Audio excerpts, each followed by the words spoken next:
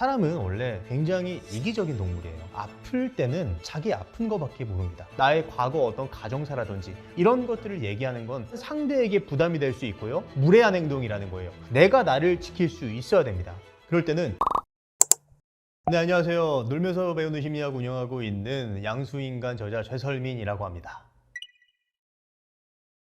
우리가 흔히 이런 말 많이 하잖아요. 팬이 안티가 되면 더 무섭다. 그 이유는 친한 사람일수록 나에 대해서 굉장히 많은 것을 알고 있기 때문이거든요. 나의 치부도 알 수 있고요. 나의 약점도 알 수 있고요. 이런 사람이 만약에 내 적이 되면 감당하기가 어려울 수 있기 때문에 친한 사람과 대화를 할 때는 말조심을 해야 된다라고 설명을 드릴 수 있을 것 같고요. 두 번째 이유는 또 나에게 중요한 사람이기 때문이에요. 혹시 던바의 수라는 말 들어보셨나요? 던바라는 사람이 이제 인간관계에서 사람의 수를 표현을 한 건데요. 내 지인의 수는 보통 150명 정도라고 해요. 그리고 친한 친구는 50명, 정말 절친은 5명밖에 없다고 해요. 그 5명밖에 없는 친구 중에 한 명이 내 말로 인해서 틀어지게 된다면 그 인간적인 자산을 잃게 되는 것은 내가 감수해야 된다는 거거든요. 오히려 친한 사이일수록 더 말을 조심해야 되는 거예요. 보통 우리가 친한 사람들과 대화할 때는 습관적으로 함부로 대하기 쉽거든요. 친한 사람들과 대화를 할 때는 내가 더 배려하고 그 사람의 마음을 헤아리고 그 사람에게 좋은 사람이어야 한다라는 점을 강조를 드리고 싶습니다. 상대방이 나를 평가할 수 있을 만한 이야기는 하지 않는 게 좋습니다. 특히 흑백 논리로 나를 평가할 수 있을 만한 이야기는 하지 않는 게 좋아요. 예를 들어서 뭐 정치색이 있을 수 있고요. 어떤 사상이 있을 수 있고요. 흔히 우리가 이런 것을 표현할 때 나의 신념을 보여주는 나는 솔직한 사람이야 라고 생각을 하기 쉬운데 절대 그렇게 하지 마시고요. 이게 왜 중요하냐면 상대방에게 편견을 만들기 때문이에요. 우리는 첫인상에서 하나를 보고 그 사람의 모든 것을 평가하려고 하는 그런 편향을 가지고 있거든요. 후광 효과라고 들어보셨죠? 그 사람의 학벌을 보고 그 사람이 성격도 좋고 괜찮은 사람이고 나이스할 것 같고 모든 것을 평가할 수 있는 그런 어떤 편향을 후광 효과라고 이야기를 하는데, 마찬가지로 나와 맞지 않는 신념을 가지고 있다는 것을 상대에게 보여준다면 상대방은 나와 맞지 않은 그것으로 인해서 나의 전체적인 것을 평가하게 될 수 있다는 거예요.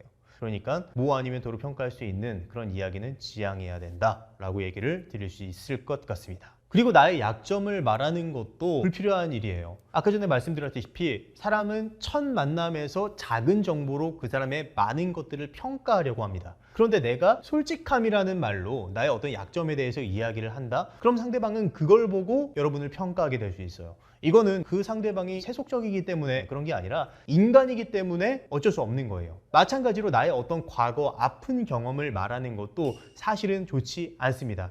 이게 서로 라포가 쌓이고 친밀감이나 신뢰감이 형성된 상태에서 내밀한 이야기, 스토리를 보여주는 것은 필요한 일입니다. 하지만 아직 그런 것들이 형성되지 않았는데 무턱대고 나의 과거 어떤 가정사라든지 이런 것들을 얘기하는 건 일단 상대에게 부담이 될 수 있고요. 그래서 여러분을 피하게 될 수 있죠. 그리고 마찬가지로 과거에 어떤 안 좋은 환경에 있었다라는 것에 대해서 편견을 가지고 여러분을 색안경을 쓰고 바라보게 될 수 있습니다. 굳이 만들지 않아도 될 만한 어떤 나를 평가하게 될 요소, 이거는 제거하는 게 좋겠죠.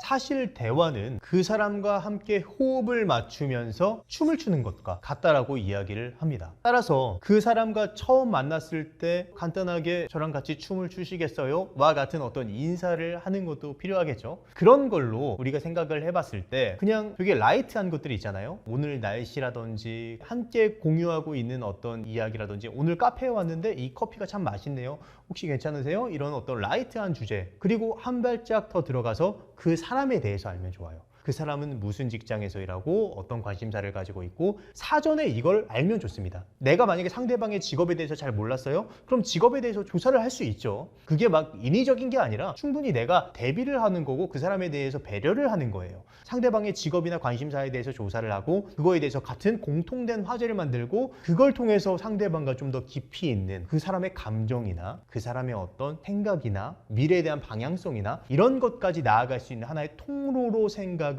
해봐야 된다는 거예요. 더불어서 상대방과 좋은 관계를 맺기 위해서는 무턱대고 내가 말하기만 하는 것도 안 되고요. 무턱대고 듣기만 하는 것도 안 돼요. 서로 호흡을 잘 맞춰야 됩니다. 특히 들어줄 때 호흡이 굉장히 중요한데 판소리에서 얼쑤 하는 것과 비슷해요. 아, 맞네, 그렇구나, 이런 식으로 맞장구를 쳐주는 것을 소극적 격려라고 합니다. 신나게 말을 할 수 있게끔 북돋아 주는 거예요. 사람은 자신에 대해서 말을 할수록 더 그 관계에 대해서 진정성 있게 생각하게 되거든요. 그리고 상대방이 어떤 이야기를 쭉 했을 때 아 그렇구나 나는 이게 아니라 그 상대방이 말을 한 거에 있어서 감정을 한번 얘기를 해줍시다. 야 네가 그렇게 이야기를 하니까 굉장히 슬펐을 것 같아 혹은 좋았을 것 같아. 제가 대학교 졸업식 날 굉장히 슬픈 일이 있었습니다. 비도 많이 오는 날이었어요. 누구한테도 말하지 못한 하루를 보내고 저녁에 친구와 같이 맥주 한 잔을 하는데 제가 그냥 쭉 그런 이야기를 했어요. 그러자 그 친구가 딱 한마디 했습니다. 슬프다. 그때 저는 아 내가 슬픔을 느끼고 있었구나라는 걸 알 수 있었고요. 그 친구에게 굉장히 크게 공감받는 듯한 느낌을 느꼈어요. 이런 식으로 그 상대방이 느꼈던 혹은 그 상대방도 느끼지 못했던 감정을 읽어주는 것을 상담심리학에서 반영이라고 합니다. 상대방의 감정을 내가 읽어주는 것도 굉장히 유용한 소셜 스킬이라고 볼 수 있겠죠. 그리고 상대방의 강점을 말해주는 것도 괜찮습니다. 예를 들어서 그렇게 어떤 슬픈 일을 경험했던 제가 친구한테 말했을 때 그럼에도 불구하고 너는 지금까지 잘 해왔네 라는 식으로 상대방이 미처 바라보지 못했던 상대방이 가지고 있는 숨은 강점을 내가 끄집어내서 이야기를 해주는 거죠. 이런 식으로 관계는 작은 대화에서부터 진짜 깊이 있는 그 사람의 진솔한 이야기로 이어져야 되는 거고, 그러기 위해선 상대방에 대한 관심 그리고 상대방을 이해하려는 태도, 배려 이런 것들이 필수적으로 필요하다는 것을 강조할 수 있겠습니다. 그리고 상대방만 얘기하는 게 아니라 상대방이 그렇게 힘든 이야기를 했으면 나도 용기를 내야 돼요. 내가 힘든 이야기를 이제는 꺼낼 수 있는 거예요. 무턱대고 나 어렸을 때 이게 아니라 분위기가 형성돼 있을 때 맥락에 맞게 사실은 나도 비슷한 경험을 한 적이 있어. 이렇게 나의 진솔성을 보여줘서 서로 공감대, 주파수를 맞춰 나가는 작업, 이게 굉장히 중요한 작업이라고 얘기할 수 있겠네요.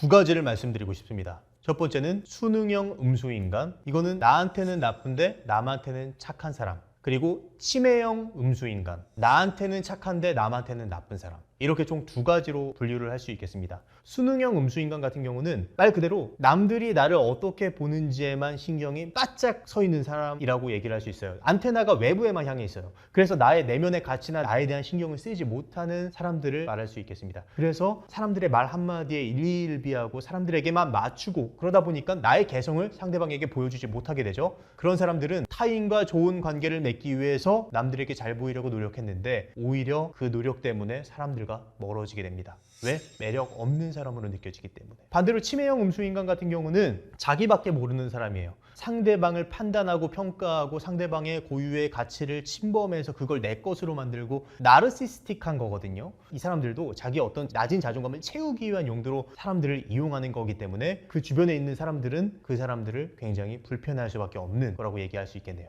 치매형 음수인간이 많이 사용하는 말투는 이런 게 있습니다. 몰라도 돼. 이것은 상대방의 의견은 반영할 필요가 없다. 내 의견만 중요하다라는 것을 상대방에게 보여주기 위한 말투죠. 네가 그러면 그렇지. 아, 내가 그때 하지 말라고 했잖아. 상대방이 무언가를 말했을 때 당연히 그렇지. 이것도 상대방의 의견은 틀렸고 내 말만 맞다는 나를 높이려는 표현인 거죠. 이런 식으로 상대방을 판단하고 평가하고 너는 나보다 낮고 나는 너보다 높아 라는 식으로 표현을 하는 것은 상대방의 고유의 영역을 침범해서 결국 프라이버시를 침해하는 것과 마찬가지예요. 무례한 행동이라는 거예요. 만약에 내가 이걸 나도 모르게 하고 있다면 이렇게 행동을 하면 안 된다는 것을 강조를 드리고 싶습니다. 다만 이렇게 얘기를 해봅시다. 내 생각에는 너를 평가하는 게 아니라 내 생각에선 이러니까 우리가 한번 같이 이야기를 해서 관점을 넓혀볼까? 라는 표현이 담겨 있는 거거든요. 그래서 이 표현을 쓰는 게 좋고요. 수능형 음수인간 같은 경우는 이런 말을 사용하곤 합니다. 나 잘 모르겠어. 아 그냥 네가 원하는 거 할게. 아무거나. 이런 식으로 자신을 숨기고 상대방에게 무조건 의존하고 상대방에게 맞추려는 행동.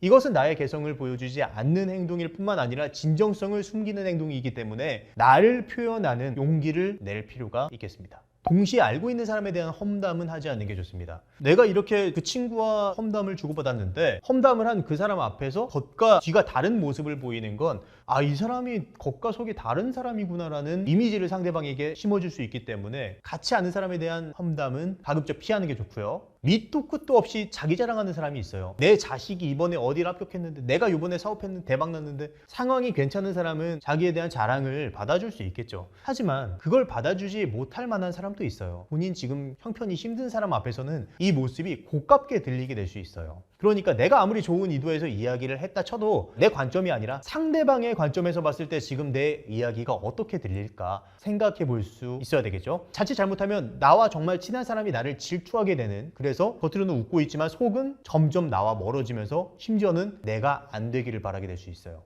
따라서 함부로 자랑하지 말자. 그리고 과거에 대한 트라우마나 상처에 대해서는 함부로 말하지 맙시다. 왜 말하지 말라라고 말씀을 드리냐면 내가 원했던 반응이 나오지 않을 수도 있어요, 상대방에게. 그러면 내가 상처받거든요. 여보 뭐 그런 거 가지고 그러냐? 예민해서 그래. 친한 사람한테 이런 얘기를 듣는 순간 와장창 무너져 내리는 경험을 하게 될 수 있습니다. 이런 이야기는 진짜 충분히 믿을 수 있는 사람에게 하거나 아니면 심리상담사나 정신과 의사한테 하는 게 필요합니다. 그리고 너무나 개인적인 내밀한 이야기, 우리가 술 먹고 할 말 하지 못한 말 다 하게 됩니다. 그런데 어떻게 되죠? 술 깨고 나면 후회합니다. 내가 감정에 취해가지고 다른 사람 귀에 들어갔을 때 나한테 해가 될 말은 통제할 수 있는 태도를 갖는 게 굉장히 중요해요. 왜? 타인은 내가 통제할 수 없기 때문에. 내가 그 사람을 아무리 믿을 수 있는 사람이라고 생각해도 실제로는 그 사람이 말하고 말고를 내가 통제할 수 있는 게 아니거든요. 따라서 그 어떤 내밀한 이야기를 내 것으로 그냥 간직해 두는 거, 이거 굉장히 필요합니다. 일단 우리가 이 생각을 해야 됩니다.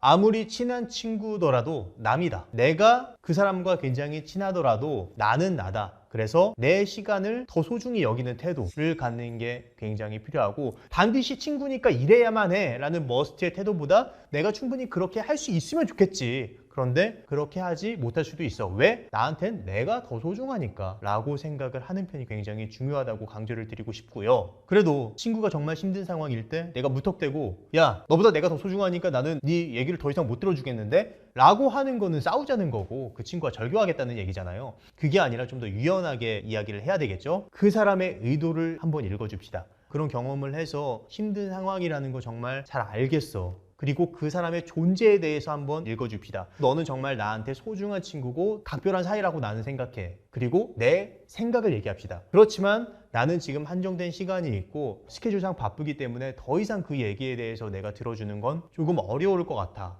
그리고 대처할 수 있는 대체제를 마련해 줍시다. 그래서 가능하면 네가 어떤 상담을 받아보거나 병원에 가서 이야기를 해보는 게 어떨까라고 생각하고, 내가 아는 사람이 있는데 한번 진찰을 받아보는 게 어떻겠어? 라고 이야기를 해줍시다. 의도를 읽어주고요, 존재를 읽어주고요, 내 의도를 말하고요, 대체제를 말해주는 거예요. 이거는 굉장히 현명하게 친구가 자기도 모르게 나를 감정 쓰레기통으로 대하고 있을 때 대처할 수 있는 방법이라고 얘기를 할 수 있겠네요. 아플 때는 자기 아픈 거밖에 모릅니다. 사람은 원래 굉장히 이기적인 동물이에요. 내가 이 세상에서 제일 힘든 사람 같고 비련의 주인공 같고 이런 생각에 빠지기 쉬워요. 그래서 어쩔 수 없는 거라는 걸 알아둘 필요가 있어요. 그러면서 아까 전에 말씀드렸던 그럼에도 불구하고 내가 할 수 있는 자원이 한정되어 있기 때문에 그렇게까지 할 수 없다는 걸 넌지시 표현하는 게 중요하겠습니다. 최대한 피해라. 어떻게 피하느냐, 이거 굉장히 중요하겠죠. 일단 잘 모르는 척을 하는 겁니다. 정치에 대해서 요즘은 너 어떻게 생각해?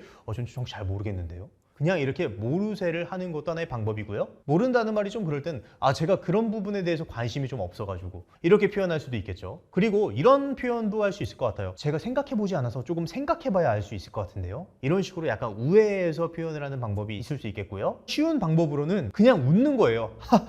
그냥 이렇게 웃는 것도 하나의 방법이 될 수 있겠죠. 꼭 말을 해야 된다라는 선입견에서 벗어날 필요 있어요. 침묵도 때로는 말이 될 수 있습니다. 그리고 계속 이런 주제가 너무 불편하다. 그럼 화제를 돌리면 됩니다. 아니 근데 요즘 그거 아세요? 이런 식으로 자연스럽게 화제를 돌릴 다른 행동을 하게 되는 것도 하나의 방법일 수 있겠고요. 그냥 이렇게 해봅시다. 그거는 비밀입니다. 원래 그런 거 좀 말하지 말라고 했어요. 이런 식으로 제3자 핑계를 대면서 상대방에게 공유할 수 없는 나만의 프라이버시라는 것을 넌지시 알리는 것, 이것도 굉장히 중요한 방법입니다. 상대방은 내 의견을 듣고 싶은 게 아니에요. 그냥 자기가 하고 싶은 말을 하는 거예요. 그럴 수도 있겠네요. 하고 맞장구 쳐지면 알아서 말을 하면서 날 좋은 사람이라고 생각할 거예요.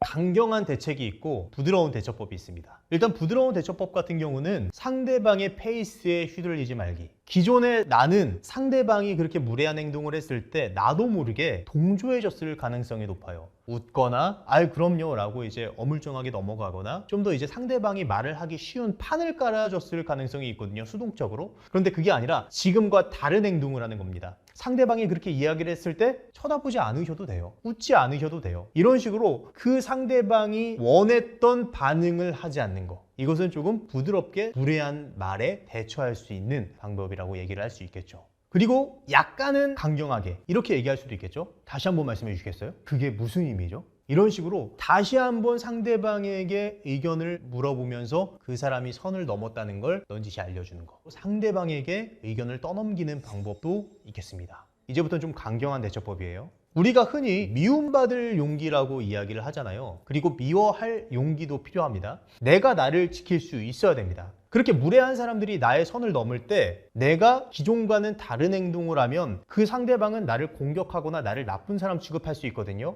충분히 피를 흘릴 각오를 하는 편도 필요합니다. 보통 사람들은 이렇게 생각합니다. 야, 네가 그렇게 반응을 하면은 사회생활 할 수 있겠어? 때로는 그 사회에서 나올 수 있는 용기도 필요해요. 다른 집단으로 갈 수 있는 용기가 내 마음속에 있어야 된다는 거예요. 상대방이 막 그렇게 이야기를 했을 때 강경하게 아, 됐고 내가 알아서 할게, 몰라도 돼 라고 표현할 수 있겠죠. 오히려 이런 사람들한테는 이렇게 무시하는 듯한 말을 하는 것도 괜찮습니다. 미움받을 용기가 필요하겠지만요. 그리고 상대방이 선 넘는 말을 한다. 그럴 때는 야, 너 그런 스타일 안 어울린다니까? 라고 한다면 아니, 난 이런 스타일 좋아하는데? 라는 식으로 아니라는 말을 앞에 활용하는 것도 좋아요. 아니라는 말이 거절이라는 말의 표현도 있지만 여기서 아니는 너와 나는 다른 존재임을 표현하는 거예요. 사실 인간관계에서의 핵심은 아이러니하게도 나예요. 타인에게 초점을 맞추는 순간 타인에게 휘둘리게 될 수 있습니다. 그래서 나에게 초점을 맞춰서 내가 그 사람들을 어떻게 생각하지? 내 가치가 침범받고 있는 건 아닌지 내 내면에 대해서 생각을 할 수 있을 때 괜찮은 인간관계를 맺을 수 있지 않을까라는 생각이 드네요. 그리고 때로는 내가 상대방을 통제하고 싶은 마음이 들 수도 있는데 상대방은 상대방 그 존재로 완벽한 남이라는 거, 그리고 나는 나라는 거. 그래서 우리가 상대방을 평가하거나 판단하지 말고 그 존재 자체로서 함께 공존하면서 서로 성장하는 그런 관계를 맺는 게 필요하다는 것을 강조하고 싶습니다.